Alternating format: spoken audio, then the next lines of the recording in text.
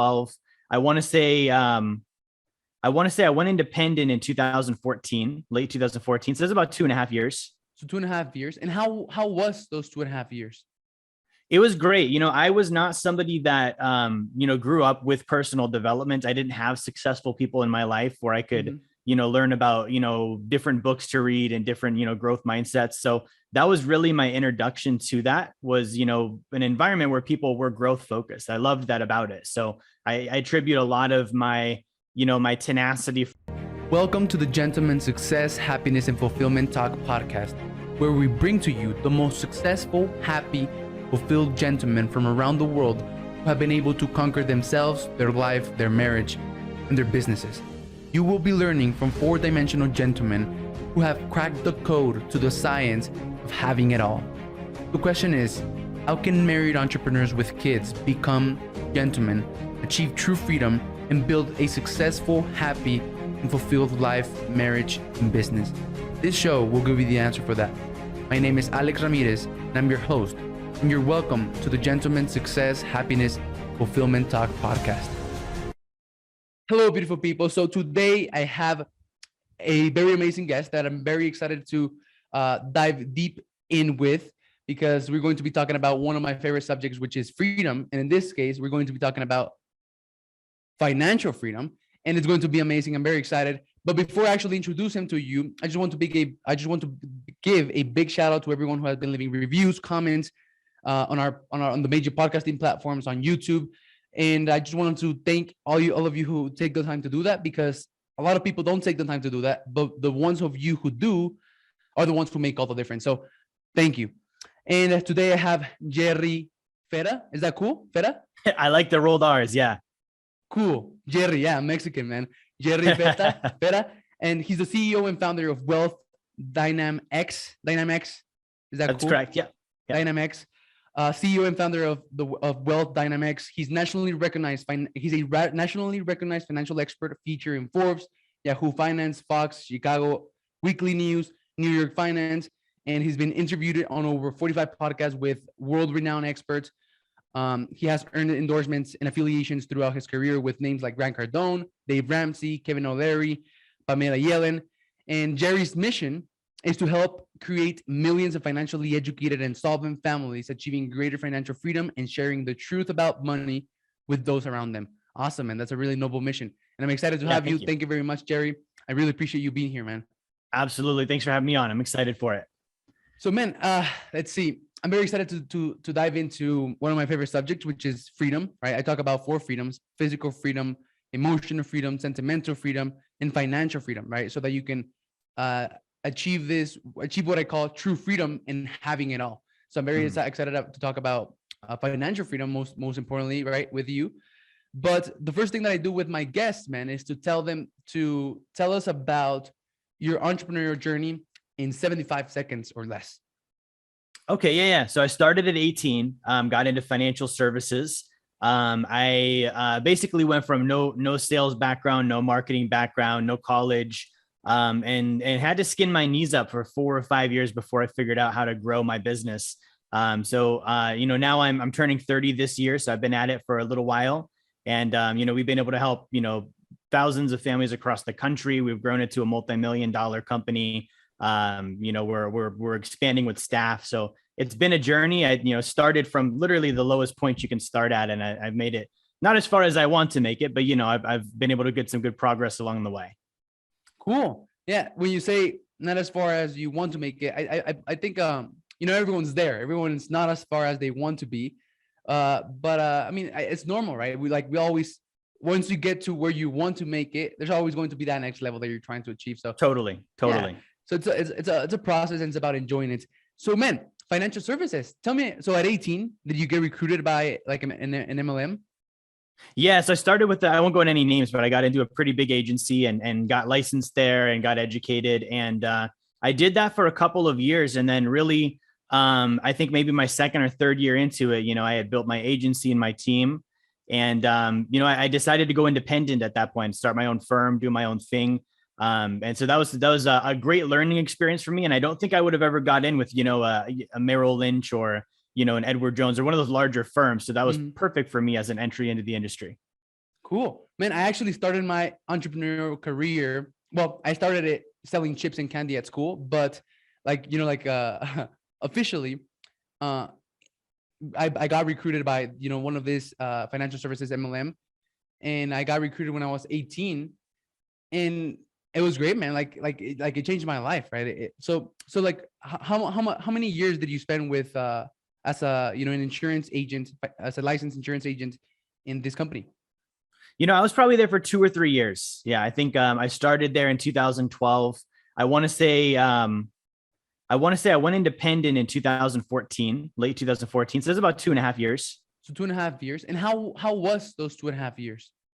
It was great. I was not somebody that grew up with personal development. I didn't have successful people in my life where I could learn about different books to read and different growth mindsets. So that was really my introduction to that, was an environment where people were growth focused. I loved that about it. So I attribute a lot of my my tenacity for learning today to experiences I had when I was 18, 19 years old, getting these books and audios and courses and different things from my agency mentors and different people at that time.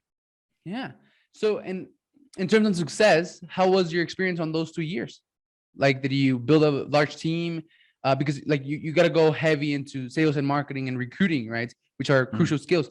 So, but most people don't make it because they don't go hard in sales and marketing and recruiting. They think that it's going to, somehow work out, right? But so I'm curious, man. How was your experience with Yeah, absolutely. I was terrible at sales. I didn't prospect. I didn't want to make phone calls.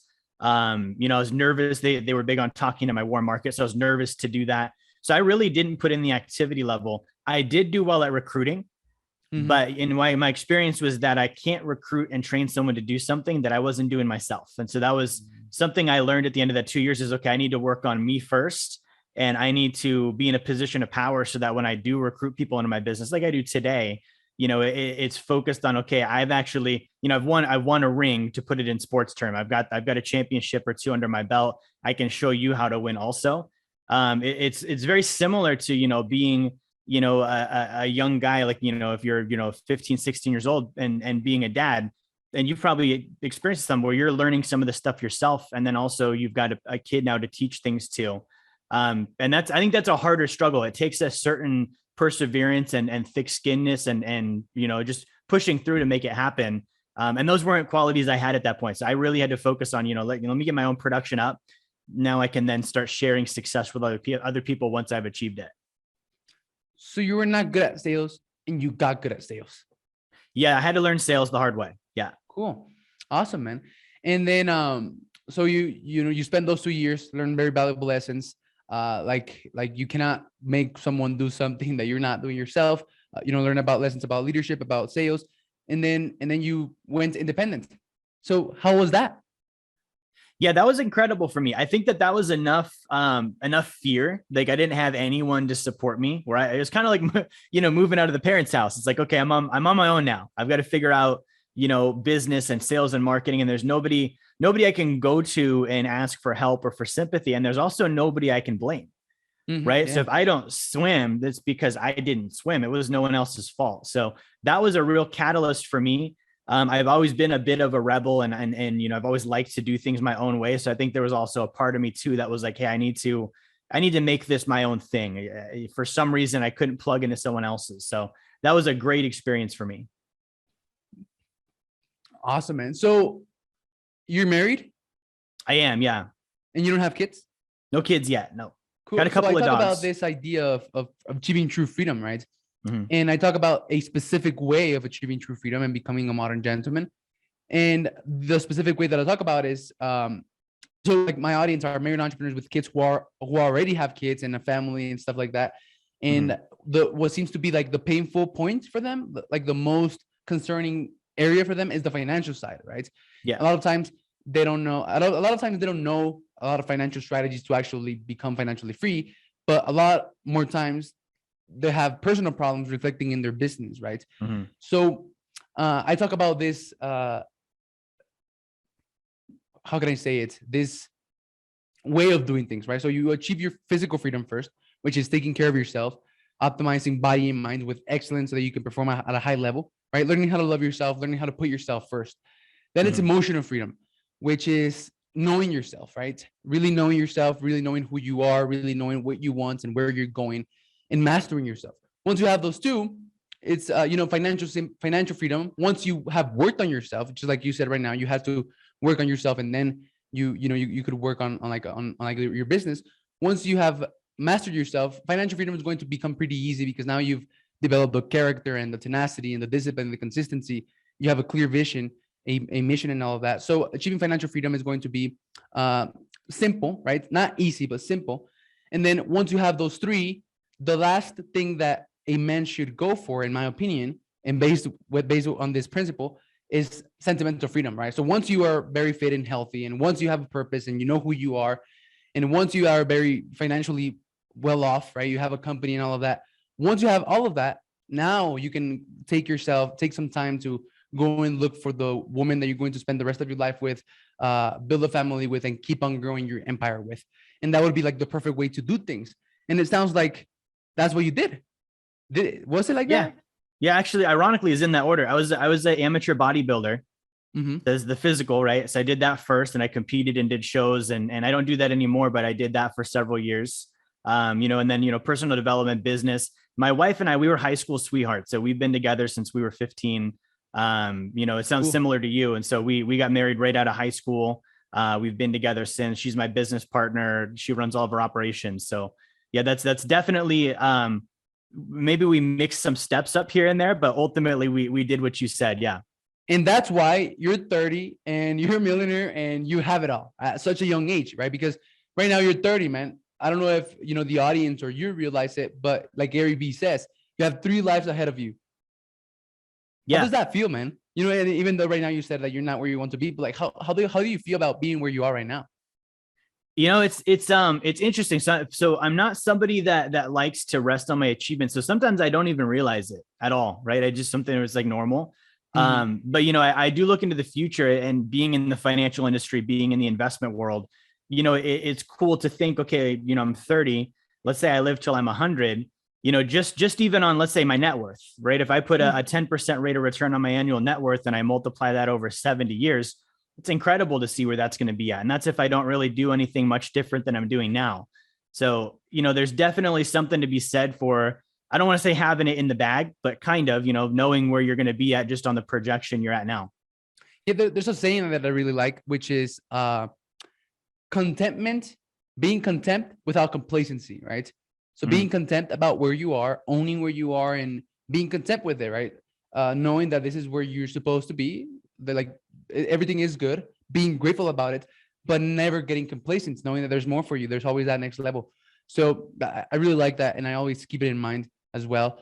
So cool, man. So I always end my interviews with 5 questions, and I want to ask you those 5 questions right now, even though it's not the end of the interview, just because it's going to get us into that financial, into the financial topic of things.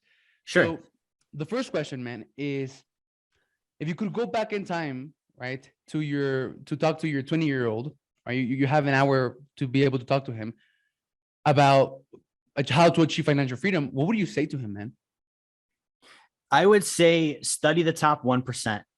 Look at those who historically actually have built the most of the country's wealth, and look at what they do, because their strategies are out there. So I think that clears out a lot of the confusion and retail financial products and other things that people can get caught up in. And it just really gets down to the meat and potatoes of, okay, what did wealthy people actually do?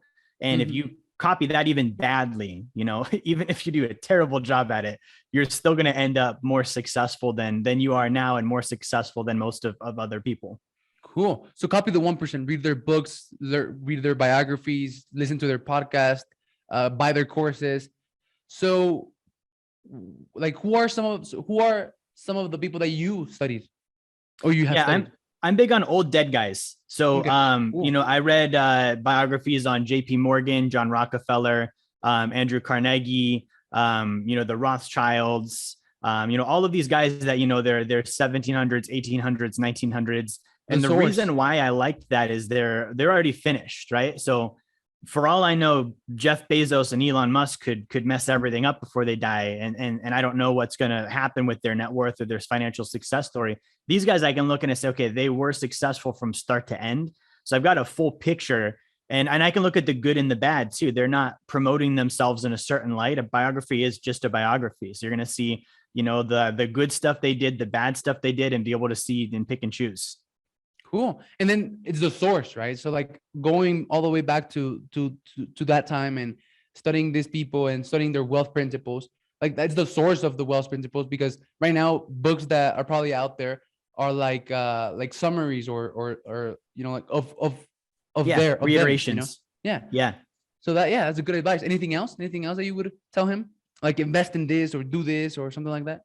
Yeah. So the other one that I would say is save 40% of your gross income. Cool. Yeah. All right.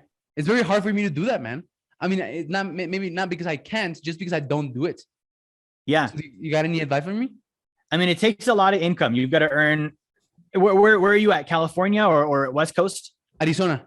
Okay. So cost of living there is probably decent. So I would say it takes at least 10 grand a month in taxable income, right? Okay. And at that level, you can save 40% because then you got 6 left over. You pay your taxes, let's say 1 or 2 grand.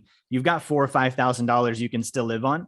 So that's the first thing. But the second thing, and maybe this is the first thing and the other thing is the second thing, they both go hand in hand. It's got to be automated, right? Just like your taxes, it's got to be the first of the month off the top of your check before you even see it.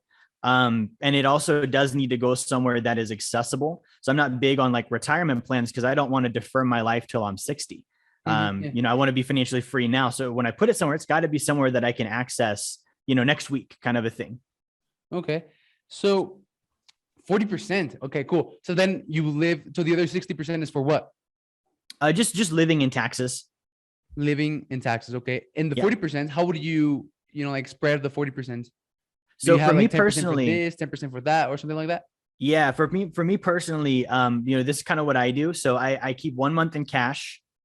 And I don't hold on to cash. Cash goes down in value. It's not a good asset. It depreciates. So I keep 1 month in cash just because you got to be able to pay bills. That's what people collect in is dollars, right? So 1 month in cash. I keep 6 months in life insurance. I use high early cash value dividend paying life insurance, and I put about 6 months of business and personal reserves in that. The rest of it I put into physical gold and also into real estate. And those are life insurance, gold, and real estate are all 3 things you can borrow against tax-free. And so that's why I like that, is it gives me a real asset, but it also gives me a good source of liquidity. And when I borrow against them, I can double dip, right? So my life insurance, my gold, my real estate, they all still grow while I borrow against them. So let's say they're growing and I borrow, then I go do some real estate or I do something with my business and I'm earning a rate of return on that. Well, I'm kind of double dipping because I'm making money in 2 locations now. Okay, cool. Okay, so you have this bucket, right, in which you're putting 40% of your income in. And then as that is getting fuller and fuller and fuller, it gets to a certain point, and then you start filling the other, like the 6 month of life insurance bucket and the 1 month of cash bucket, and then another bucket that you're going to use to put into real estate. That how it works? Or yeah, it's kind of based on sequence, right? So initially it's like, okay, I got to get my 1 month of cash. So everything I'm doing now goes in cash till I hit that 1 month. Yeah, that's first. And then once I've done that, then it's like, okay, next is my 6 month. Everything I've got goes into my life insurance. And then once I hit that, then it's like, okay, now I can kind of split it between gold and real estate. And at that point, like once I'm doing gold and real estate, my magic number is about 50,000. That's how much it takes me to be able to invest for passive income in like a real estate deal or mobile home parks or different things of that nature. So anytime I get that much in my gold or in my real estate, I'm going to take a loan against it, get that 50 in the borrowed money now, put that into whatever deal I'm doing. And then I've got that double rate of return happening. That's cool, man. I actually interviewed, I don't remember his name. I'm really bad at names, but I interviewed this guy yesterday, and he said that the advice that he would give his 20-year-old self, he's like 45. He said that start investing into real estate earlier, right? So like he started making a lot of money very early on, but what he did was that he upgraded his lifestyle. And the advice that he would give himself was, instead of upgrading your lifestyle, invest in real estate so that when you're 45, you have double the amount of passive income that you have now, instead of just going on and upgrading your lifestyle. So I'm curious, man, have you, well, obviously, yeah, your lifestyle probably did get upgraded, but have you been really like diligent about like not upgrading your lifestyle, or do you have a rule that for yourself to not like buy Lamborghinis and Gucci belts and stuff like that, or something like that? Yeah, I definitely have a good lifestyle, but it's probably, I would say, a lot less than what I could be doing. And it's Hmm. for that reason. I could drive a Rolls Royce and a Lambo several times over, and I don't, because I look at opportunity cost, right? So if I buy a Rolls, let's say it's 300,000 and I pay cash for it, right? Well, that 300,000, I could be making, 10, 12, 15% on it. And I would rather have that than a Rolls Royce. Right. And that's something that, just mathematically, I can't make sense of not doing the investing. And even if I were to, let's say, lease it or finance it, I'm probably going to pay $5,000 or $6,000 a month. And that's, again, part of my 40%. Right. And so then it goes back to, okay, well, what if I were saving that 40 or that $6,000 a month and investing that as part of my 40%? And the opportunity cost far outweighs the benefit of driving that vehicle. So I drive a nice car. I live on the water. Like, it's great, but it's not, it's not what you see on Instagram all the time, right? It Yeah, definitely is a nice lifestyle, but I'm not trying to impress anybody. yeah, that's cool, man. So if you know anything about Grant Cardone, or those types of people, like Grant Cardone at 30, he was eating shit. Like he wasn't doing that good at 30. So like I'm just curious, where do you see yourself like at 65, when like just like him? He's 65. He doesn't look 65. He's like full of vitality and energy and drive and motivation, right? He feels like he's barely starting. So I'm curious, man, where do you see yourself like by 60 years old, 30 years from now? Crazy, right? Yeah, I'll probably look grayer and a little more wrinkly. Probably have to go to the bathroom a couple times more a day.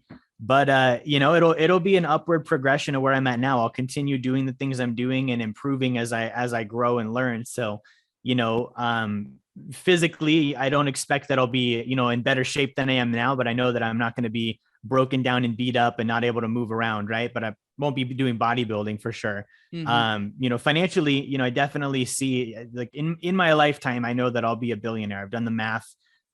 It's going to happen. It's just a math equation of, okay, well, what year is it going to occur?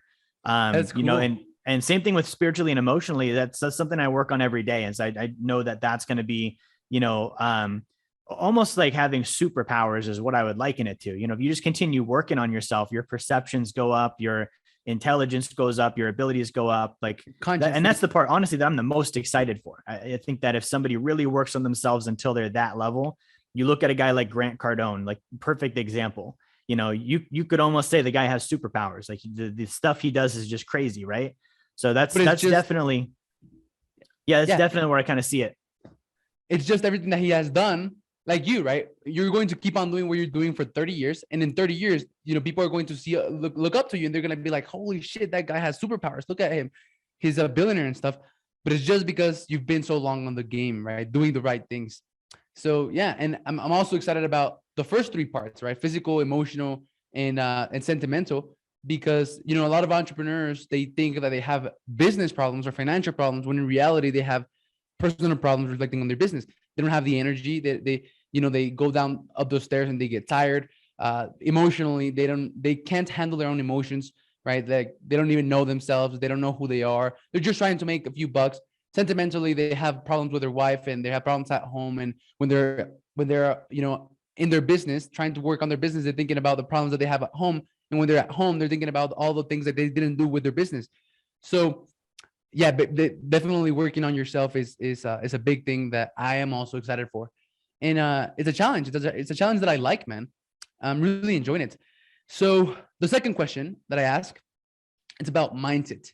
So specifically around financial around money, what is like one mindset, man? Like one breakthrough, one mindset shift, an insight that you can share with us that has really allowed you to like have the success that you have right now? Yeah, there's a couple. If I had to pick one, I would say, operate like a bank, right? And that was something that I didn't think about at all early on. It was, non-existent. But if you think about, and if you really like sketch it out on paper, Mm-hmm. all of the different ways that banks make money on us in our lives, it's insane, right? And so the way that I can think like a bank is, how do I start taking those back, and how do I Hey, sorry for the interruption. I just wanted to tell you that this podcast has completely changed my life in ways that you could never imagine, and I would like the same for you. Look, you are the average of the 5 people you surround yourself with, and the fastest way for you to level yourself up in every area of your life is for you to connect with people who are where you want to be, build relationships with them, and connect with them. The best way for you to do that right now in the digital age is for you to start your own podcast. And I just wanted to let you know that I have a free training that you can get free access to. It's called the 30-day Net Worth Skyrocketing 3-step podcast cloak track framework. And it's going to show you how you can start and automate everything in your podcast, from finding your ideal guest, getting them on an interview with you, and creating an automated content machine in just 30 days.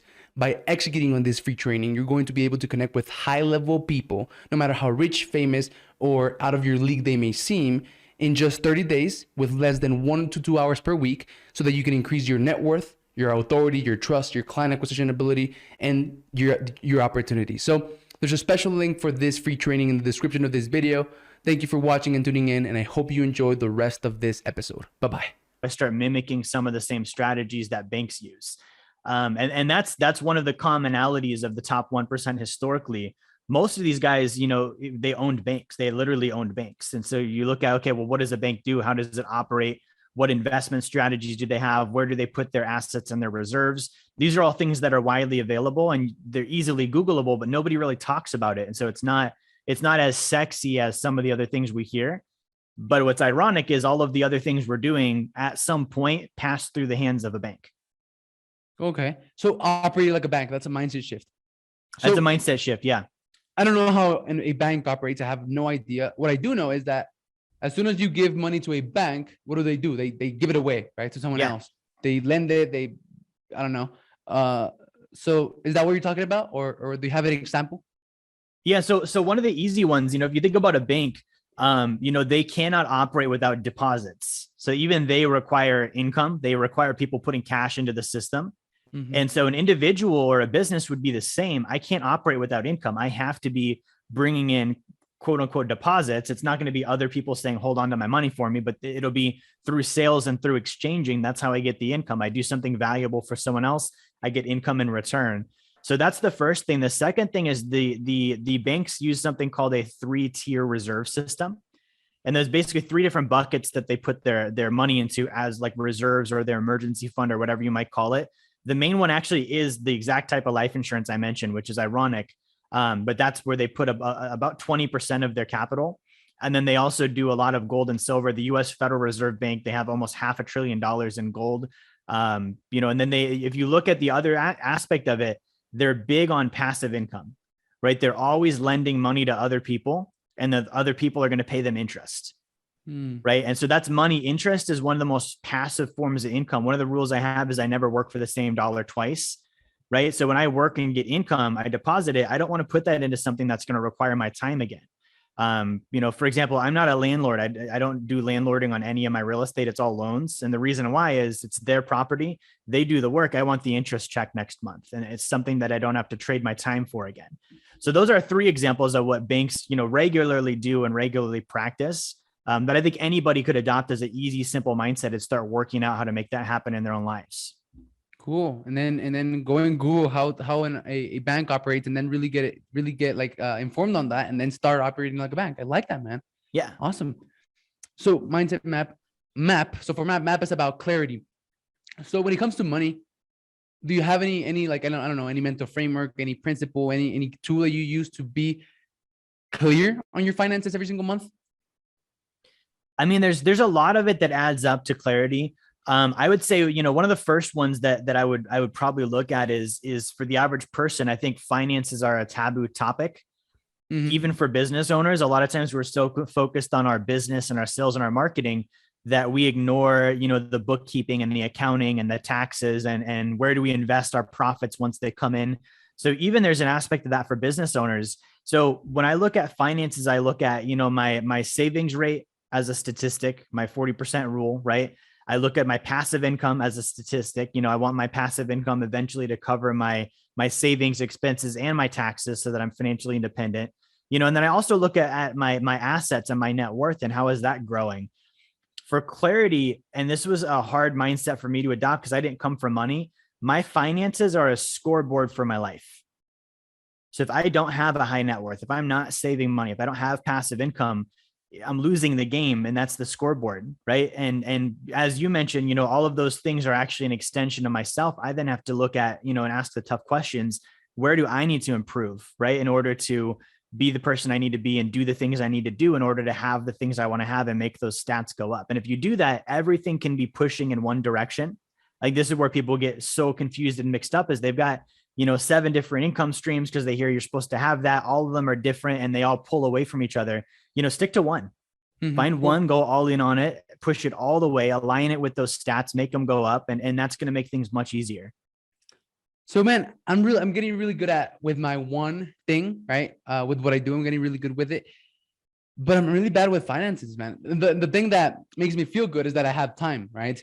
And that I'm doing this, right? Like talking to people like you and getting on dozens of calls with people who likes ways of thinking is out of this world. So that's what I'm happy about. I have time, I'm learning, and I have time to implement.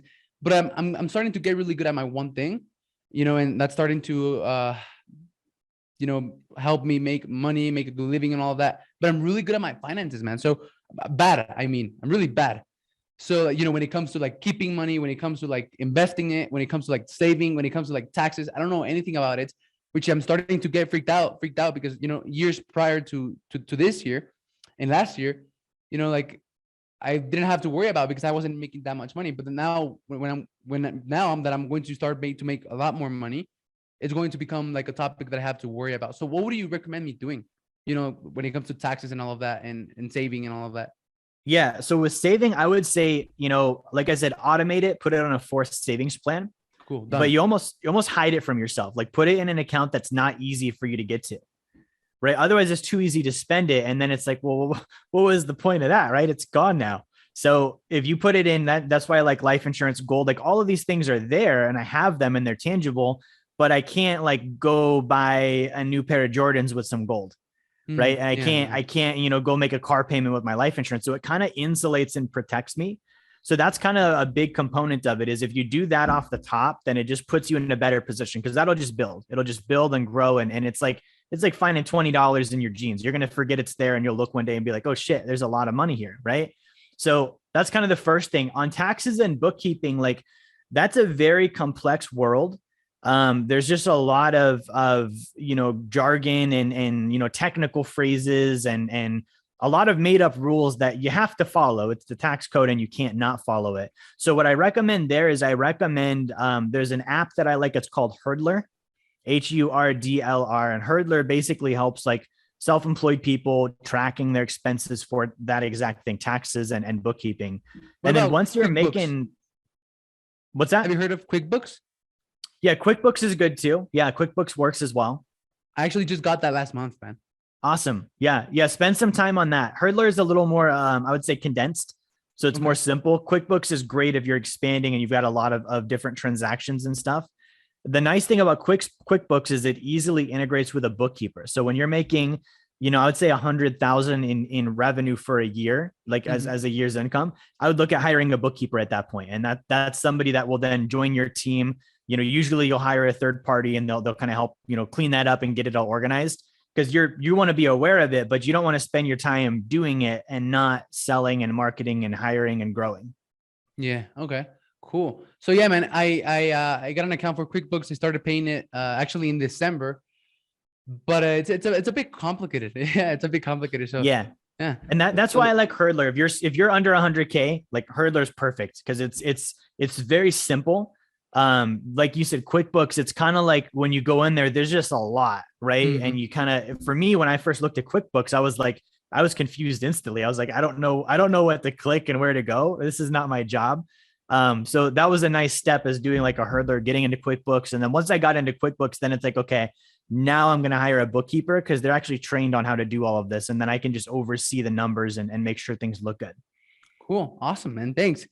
So mindset, map, motion. So motion, right? It's into the strategy. So I have this framework: mindset, map, motion, measure, money, the 5 M's of success. If you want money, which is results, there's 4 things that you got to get right. First, your mindset, your map, your motion, your measure, and then you get the money. So motion, it involves, in taking action.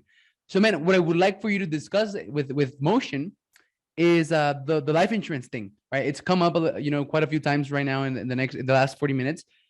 But can you like dive a little bit deeper into how using a life insurance policy to save money and like borrowing from it and stuff like that, how that works? Can you dive into a little bit deeper into that? Yeah, totally. So the life insurance, again, it's a specific kind. There's lots of them out there. The one that I use it's called high early cash value dividend paying whole life insurance.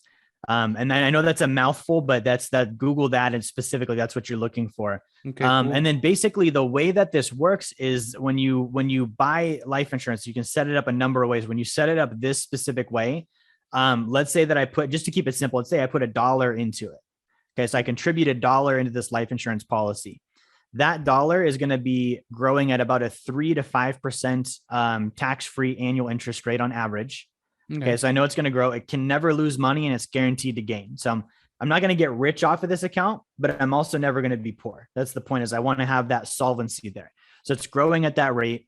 In addition to that, it's not taxable. So the IRS cannot touch it. It's a unilateral contract, meaning there's one party to the contract. That's me. I'm the only one that can ever get my hands on it, change it, access it. So it's got a lot of protection on the money that I put in there. It's also protected from creditors and it's also protected from lawsuits. So this is literally like the money that I never want to lose. It's always going to be there no matter what. Now, that dollar, it's growing at about a 3 to 5% annual rate on average, tax-free. If I do it right, I can borrow against that dollar, usually about 70 to 90 cents on the dollar. So I've got $1 in there growing. I can borrow, let's say 75 cents of that dollar. The dollar still grows, but I have 75 cents that I can go invest or do whatever I need to do with it. Crazy. My cost of interest is usually going to be about 1 to 2%. So if we do the math on that, let's say I'm making 4 on average and it's costing me, 2, that means I'm making a positive 2% spread to use my own money. Right. I'm making 4, it costs me 2. Now, let's say that I take that money I've borrowed and then I loan that out on a real estate deal that's paying me 12%. Right. So I'm making 12. I've got a real asset that's producing the income. I've got my initial dollars still growing at 3 to 5%. Right. And my cost of interest is 1 to 2%, which, by the way, I'm going to write off on my taxes as an interest expense as well. And I'm double dipping and making that money in both locations. That's so cool, man. So and then the dollar, you never lost the dollar to begin Never with. lost the dollar. Yeah. When I'm 60, that same dollar will still have, 30 years worth of growth on it. Yeah. Do you know who Jeff Lerner is? It rings a bell. I'm not familiar with him though. Jeff Lerner, he became pretty big just this past couple of years, of 2 years since like the pandemic. And he actually made a video talking about that life insurance policy that you're talking about. And he became viral talking about it. Right. It was like a 20-second video talking about how you could do exactly what you were explaining and describing. And he went viral with that video. So it was pretty cool. And yeah, I bet it's a dope strategy. Yeah, it is, man. And okay, and then to invest into that or to save money into that life insurance policy, you do it so you're using 40% of your income, right? You have your 1 month of cash. And then as soon as you get 6 months of cash, you put it in there. Yeah. And I put it in there as I go. Right. So I'm going to set up whatever I can afford. Right. I like to, like when I first started, cause I wasn't balling yet when I did my first life insurance policy. I did, like on the upper end of what I knew I could commit to as far as amount per month I was going to contribute, but it was enough to create income necessity where I was like, shit, I have to go sell. Yeah. Right. Kind of like having a car payment. You're like, I have to keep up with this thing now, except the beauty was it's not a car payment. It's actually an asset. It's growing for me instead of just costing me and going down in value. So, the minimum that we do for our clients is usually at least $250 a month, which is doable. And then you can go as high as you'd like to put it, as long as you've got the income to back it up. Cool. And then just keep on putting dollars in it and dollars in it and dollars in it. And then that, the more money you have, the more it compounds, right? And then the more you can borrow from, and then the more investments you can make. Yeah, that's awesome. That's amazing, man. Cool. So let's see, mindset, map, motion, measure. So for measurement, measure is about tracking, about keeping track, about, what you measure grows, what you track improves. So when it comes to finance, what can you tell us about measuring and tracking when it comes to finance? Yeah, I mean, finance is measuring and tracking in and of itself. That's what the nature of it is, right? And so when we look at, like I kind of mentioned earlier, the numbers that we want to pay attention to, those really are the scoreboard and those are the statistics, right? So Mm-hmm. I'm a freaking nerd on statistics. Everything in my business, everything in my life has a stat. It's got an actual graph that I look at, and I make all my decisions based on those. So, when I look at finances, it's the statistic, but the statistic represents what happened. So when I look at the statistic, I want to make sure then I look at, well, what caused it, right? If my statistic is up, what are the contributing factors that made that number go up? Because I want to do more of those things, right? If my statistic went down when it should have went up, there's always a reason why. And I want to look at, okay, well, what caused it to go down? What were the exact actions and things that led to that? And I want to get rid of those because if A, it causes my stats to go down, but B, if I can get rid of them, it makes it easier for me to have my stats up because I got rid of these things that bring them down. So that's kind of the first thing. I think everyone should be tracking their income. Everyone should be tracking the amount of time they spend learning about money, right? And then everyone should be tracking what they're saving, like how much of your income are you actually setting aside? Whether, and there's great places to put it. Life Insurance Gold, we talked about them.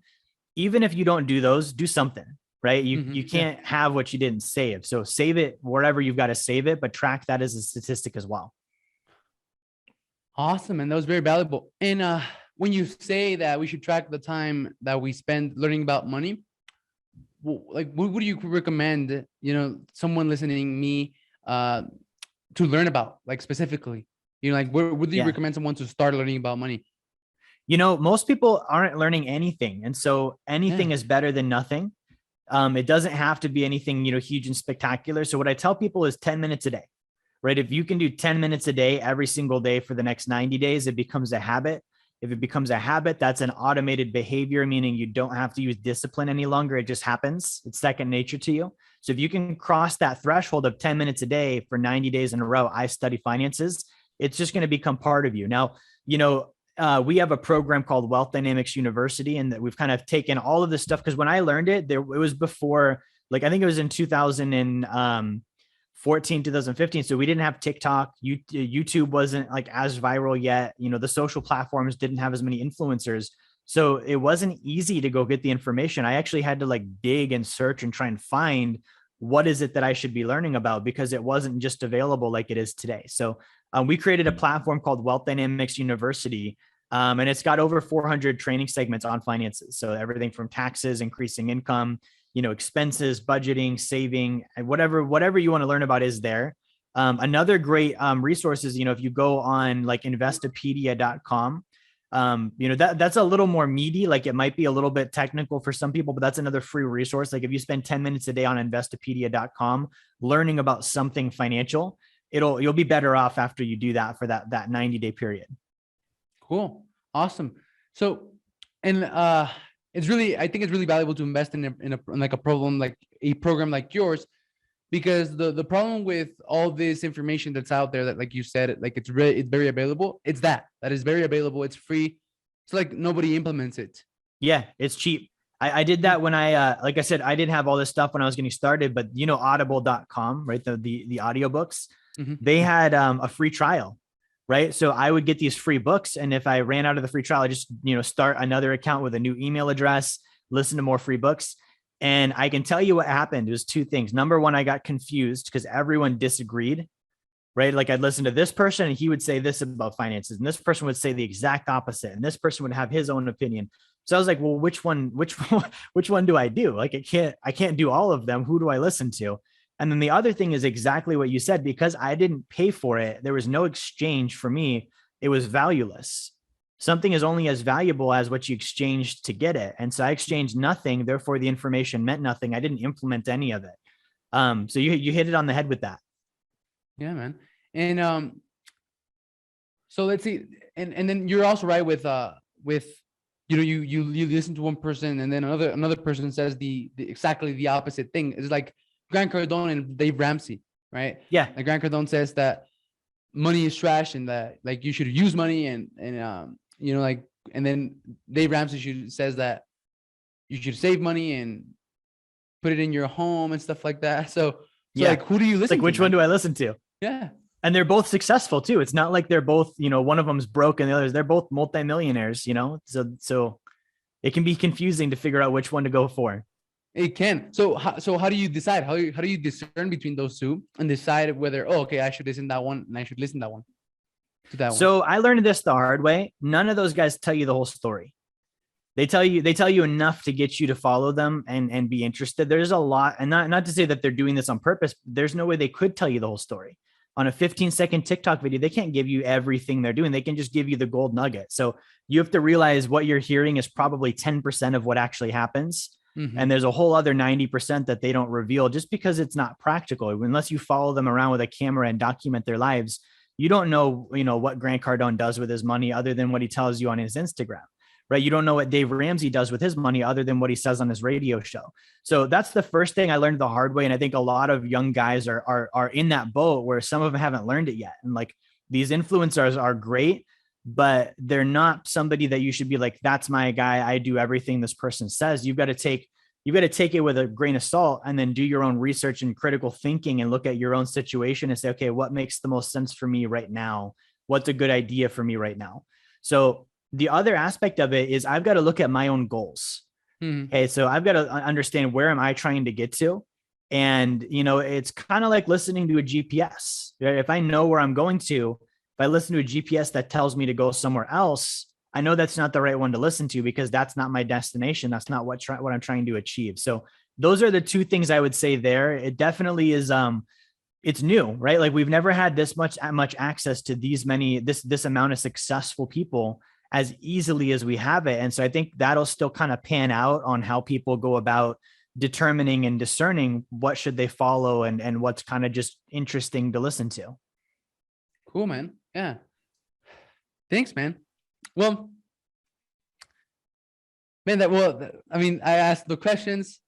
I don't know. Do you have anything that you want to add? Do you have anything that maybe something that might be valuable to like a married entrepreneur with a family, someone who's trying to make the money work, the money aspect of things work? Because like my audience, that's what they're struggling with, right? Like they're trying to make the money thing work, and like sometimes they either need a couple of skills or it's a mindset thing, or sometimes they have to work on themselves in order to make that. So is there anything that any advice, any tip, any valuable insight that you could give an entrepreneur that their main concern is the money? Yeah, I would say, if your concern is money, and I've been in that boat and it never goes away. Like I would say that, like, it's not always fear. Like you're not always like, oh crap, how am I going to pay the bills? But money never stops being concerned. Once you get more, it's like, okay, great. I've got a 6-figure tax bill, right? Mm-hmm. How do I get rid of that? Or, I've got, 200 grand. Where do I put it? So you're always going to have this concern regarding money just because it's part of the game. Right. And so I would say, educate yourself. Like I said, spend time daily. And then the other thing too, is like, make it a family matter, right? Money is like this weird, like worse than sex. Cause when you're married, you at least talk about sex, right? Like it's not a taboo topic when you're your husband and wife, but for husband and wife, sometimes money is, right? It's something we don't discuss. It's got this sometimes, negative emotions associated with it and stress and different things. And I think that the way that you start to open that up is you just discuss it, even if it's ugly and messy. Get it to the point where it's a dinner time conversation, like something you could talk about freely, openly, and not have any consideration of like, fear, emotion, whatever. And when you do that, you start to become more confident and the fear loses its power. And then you're like, okay, cool. I got this. I'll figure it out. Right. If you're married, like I've been married for this will be 10 years now. You've got a freaking teammate. Like not many people can say they've got a teammate. You can tag team this thing and you can win because you've got that other person.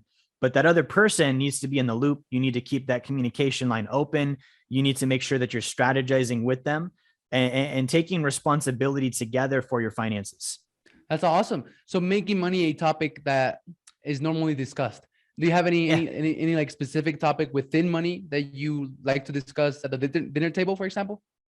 I think at the point where most people are at, I think anything, right? Even if it's like, shoot, we have 5 figures in credit card debt. What are we going to do? At least we're talking about it, right? At least it's a conversation now. It's crazy, man. Because look, and that goes over time and gets better. I'm sorry, I'm a mindset mastermind, man. And, in which, you dig deep into your past and your subconscious, you go back to when you were a child and you release, some trauma stories and things that, are holding you back. And like, there's guys in there talking about, rape and talking about abuse and talking about things like that. But then there was an opportunity to talk about money, and like no one wanted to talk about money, but they did wanted to talk about like rape and abuse and drug addiction and stuff like that. But money, it was harder to talk about money than to talk about rape and abuse and drug addiction. It's crazy, man. It's insane. Yeah. And it's like that on all levels, right? Even if somebody like me, I didn't have any of that in my background. I was a normal, rural white kid with parents, and I went to a good school and church and stuff. And it's like, even in that context, we didn't talk about money. So anything to start off with, just anything, as long as you're talking about it, even if it's ugly and the worst, still talk about it. Cool. So let's say this just came to my mind: making money, keeping money, multiplying money, and then what else? Let's see. That's it, right? You make money. You want to make money. You want to keep money. You want to multiply it. Yeah. Yeah. So any last thing that you want to say about those three? I would say, the fourth one is the education piece, and that probably comes before earn, right? Learn, earn, save, invest. Those would be the four. Cool. Awesome. Yeah. So learn, earn, save, invest. Awesome. That's awesome, man. Well, man, we're to the end of the show. I really enjoyed this talk with you, man. It was really valuable. I have a lot of notes. I'm going to come back and listen to everything that we talked about and actually implement it. I'm definitely going to start implementing the 40% thing, and then the 1 month cash, and then the life insurance thing. So, man, I don't know, but I am in love with you, which I bet anyone who listens is going to be in love with you, and it's probably going to want to learn more about money and learn more about how to become financially free and stuff. So if that's the case, where can I get more of you? Where can I find more of your content, of the stuff that you put out and all of that? Yeah. So a couple of things. So first is I've got a couple of books, but I wrote this one actually in 2020, and it's called The Blueprint of Financial Freedom. Cool. So if you go to jerryfetta.com/B2F, and I'm sure Alex can throw that down in the show notes, but for sure. If you go to that link, you can get a free chapter of it. And that's a great starting point. If you want just like content, go to my website, wealthdynamics.com. That's, wealth, dynamx.com. And we've got articles, podcasts, videos, like just probably months worth of free content that you can start consuming on finances. And then follow me on social. I'm probably most active on Instagram. So if you just follow me at Jerry Fetta, I'm on there every day. If you want to hit me with a DM, that's how Alex and I connected. I respond to all my messages. So shoot me a DM, and I'd be happy to connect with you there too. Awesome, man. I'm excited to go in and get your book, man. So where can I get your book again? On the link? Is it on Amazon as well? Yeah, jerryfetta.com/B2F, the letter B, the number 2, the letter F. And then you can also just go on our website. We've got all of our books there too. Cool. And I'm excited to go and start educating myself every single day for at least 10 minutes on how to become financially free. Thank you very much, man. I really appreciate you sharing all of those golden nuggets that you shared, and for you being here and taking the time out of your life to be here with me, man, and provide some value to my audience and to me as well. Thanks. Absolutely. My pleasure. Thanks for having me on. Have an amazing day, man, and God bless you. Bye-bye. You too. Thank you for watching the Gentleman Success, Happiness, and Fulfillment Talk podcast. If you enjoyed this episode, share it with one friend, leave us a comment, and let us know. 99% of people never leave a review or comment, but we love and are very thankful with the 1% of you who do. If there's something or someone you want to see on this podcast, send me a message on Instagram at Alex_Ramirez1020 and let me know. As a thank you for that, I have an amazing surprise for each and every one of you who does take the time to leave us a comment or review on YouTube or one of the major podcasting platforms